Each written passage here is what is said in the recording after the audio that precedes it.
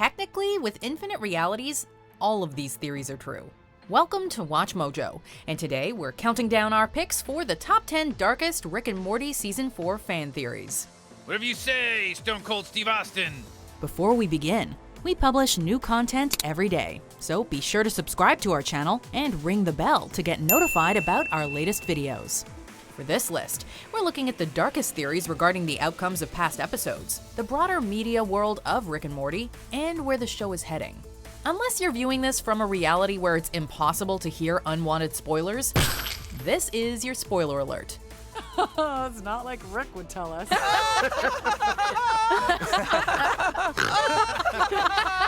Number 10. Run the Jewels, Oh Mama is canon. In the music video for Oh Mama by American hip-hop duo Run the Jewels, Rick and Morty get up to some pretty shady business.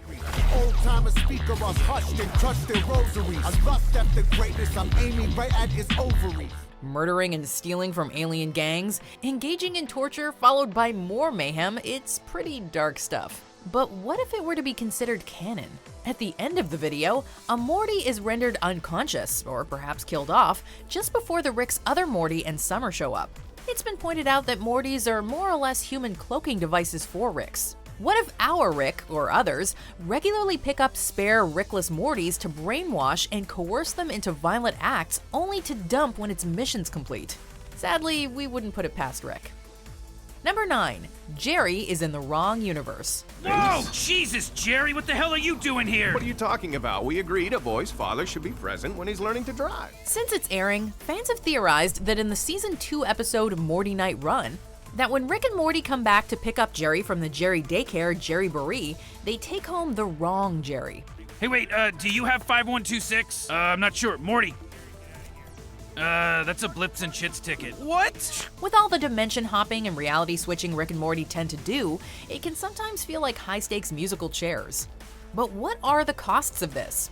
Sometimes the worlds look the same except for a minor difference or two, so what consequences would there be if the Ricks are always this cavalier about switching out denizens of those realities? How would you feel about being dropped into a different reality against your will? Infinite timelines, and some of them Beth remarries. Jeez. Don't worry, I treat Beth very well, and I do not overstep my bounds with Morty. Every kid needs a dad, but there's no replacing you. Is one Jerry smarter than the others? A worse father? Sneezes small parasitic marshmallow universes? It is certainly an idea for the writers to play with. Number 8. Beth is a clone.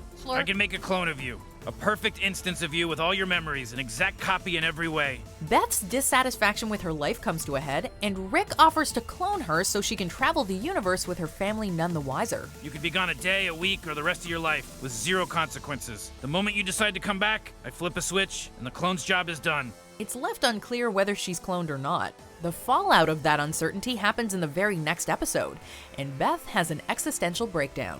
Am I the clone? Sorry, what? Am I the clone? Did the real me choose to leave and I only think I chose to stay because that's what I need to think because I'm the replacement Beth? So what if this Beth is really a clone? If real Beth comes back and is more like her father, i.e. sociopathic, than before, it's possible Rick will still terminate his own clone daughter. A Beth who will develop family memories and has already reconciled with Jerry. Or would Rick dispatch the real Beth? And just to be sure, you're not pretending to be convinced you're real because you're actually convinced you're a clone, and you're now terrified that becoming self-aware would mean I'd have to terminate you. No. Okay, glad I could help. See you soon. We warned you, these are dark theories. Number 7. Rick replaced a dead Rick. All right, Morty, here we are. Oh my god, Rick! Is that us? The theory goes that the world our Rick slid into, and eventually Cronenberg, way to go Rick, was not Rick's original world. That there had been a Rick there, or there was one meaning to return there when he stepped into a recently opened slot. He clearly doesn't mind hopping ship, as he and Morty have done it at least twice. We have to pack up and move to a new reality, Morty. You know, I said we could only do that a couple of times. It's what made that opening available that's so grim. It's possible that Rick C-137 took the place of a Rick who was killed, or a Rick who successfully committed suicide. As heartless as that move would be, it could be worse. That he saw C-137 had a good thing going and knocked off the inhabiting C-137 Rick himself. Ooh, look at you, C-137. Aren't you a tough customer? The slow clap? Really? Kinda played out, dude. Not in this dimension it isn't. Number 6. Rick isn't actually smart. I have to be back at school right now. How are we gonna get back There's home? ways to get back home, Morty. It's just gonna be a little bit of a hassle. After Morty internally smuggles Mega Tree seeds home because Rick claims he needs them for his research, the seeds dissolve, and Morty is temporarily brilliant. Tell your parents the square root of pi. Oh, come on, Rick. You know I The can't. square root of pi, Morty. Go. 1.77245385. Whoa. This theory posits that Rick literally needs them, regularly dissolves the seeds himself, and that's what he's constantly swigging from his flask. Meaning that even if he has above average intelligence on Earth, his godlike genius is the result of years of literally juicing his brains. What's dark about this? Rick has made a lot of enemies, and if this is true, what happens if he runs out or loses access to the megatrees right when he needs to science up a solution? Are there side effects to that kind of long-term enhancement? It'd be interesting to find out. I don't wear this dang hat and commit to this rural character so you can eat for free while you come of age. Number 5. Rick's Morty isn't Rick's first Morty. Rick Sanchez of Earth Dimension C-137. You are under arrest for crimes against alternate Ricks by the authority of the Trans-Dimensional Council of Ricks. Just like we've come to accept that the Rick we follow is C-137, throughout the show we've just accepted that our Morty is the corresponding C-137 grandson. But isn't it just as likely that the Morty we follow is from an entirely different dimension? This theory proposes that the Rick we follow has already gone through a number of Mortys, leaving behind a self-serving legacy of dead grandsons. It's a pretty dark theory that seems to be confirmed by the fact that Rick has memories of a baby Morty, but was apparently not around for the infancy of the Morty we know, and that Bird Person had photographic evidence of this. What's that? Who's that baby? Number 4. Rick turned evil Morty evil. This Rick was being controlled remotely, puppeteered by somebody else. This is the receiver. Yeah, but where's the transmitter? The appearance of evil Morty threw viewers for a loop, but where did he come from? Tying into the previous entry, the theory is that evil Morty is actually our Rick's original Morty, perhaps left for dead, and now hellbent on revenge on all Ricks. Seeing as all the other Mortys we've ever encountered are pretty easygoing, it's safe to say that True Rick really did a number on him. And just look at the Morty we follow. He's barely known his grandpa for a few years and already has a growing kill count. Seeing as evil Morty tried to incriminate our Rick for murder in an elaborate plan to lure him out specifically, we'd say that he has a bone or two to pick. But speeches are for campaigning. Now is the time for action. Number 3. Morty will burn down King's Landing. Morty will kill Rick.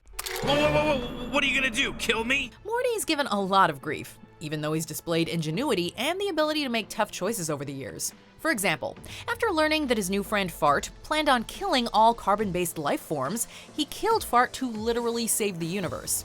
Morty, why? The theory that Morty will one day kill Rick may not play out in Season 4, but will likely be hinted at again. At the beginning of Season 3, when he thought Rick was going to callously let Summer die and was then antagonized for it, he shot Rick rather than taking any more BS. Who's stupid now, bitch? If Rick went too far, or Morty learned ugly truths, it's not a stretch to think he would finally snap. He has done it before. You like that? You want me to cut to 3 weeks earlier? Number 2. Morty's worst memories. What the hell is this? This, Morty, is my archive of all the experiences you've begged me to remove from your life, lest you go insane. I call them Morty's Mind Blowers. We all knew that Morty had seen some shit, just not how much. In Morty's Mind Blowers, we see that Morty has had some of his memories removed, some forcibly, because the trauma of what he and Rick do is sometimes too much to bear. Well, I guess it's nice to know the whole family sucks. It's so common that Summer even has protocols for if things go wrong. But what if it goes too far? All those memories just erased, sitting in this room collecting dust. What's the point of going on if most of everything that happens just ends up sitting in here? In a scenario 4, they were on the brink of killing themselves. Is there a scenario in which Morty sees something so horrible there's no going back? Meow? Holy shit! Or he just flat out kills Rick? Would Rick roll those dice? Well, yeah, for a laugh, of course he would. All right, Morty, this noise. Let's get out of here and go on a classic Rick and Morty adventure. Yeah, all right, Rick, I'm all in. No wonder you're constantly fighting with each other and behind schedule. What? Nothing. Number 1. The kill helmet. So I'll disarm the drunkenly improvised neutrino bomb. There's a 40% chance it's a dud, but you should still stay back. Morty, how many of these? Too many, Rick! Too many! One of the most tragic themes woven throughout the show is Rick's self-loathing. It comes out in several ways, be it his rampant alcoholism, his disregard of seatbelts, or, most heartbreakingly and famously, his actual suicide attempt. According to one dark theory, his means to end it all is subtly in the background of his garage. We first get a glimpse of a random helmet sitting on his workbench in the second episode, and Rick even tinkers with it from time to time in other episodes. Its purpose has not been explained, but some fans have linked it to the creepypasta of the kill helmet. Of all the dark theories out there, this is certainly the darkest. Wubba-lubba-dub-dubs! Yeah! Do you agree with our picks? Check out these other great clips from WatchMojo, and be sure to subscribe and ring the bell to be notified about our latest videos.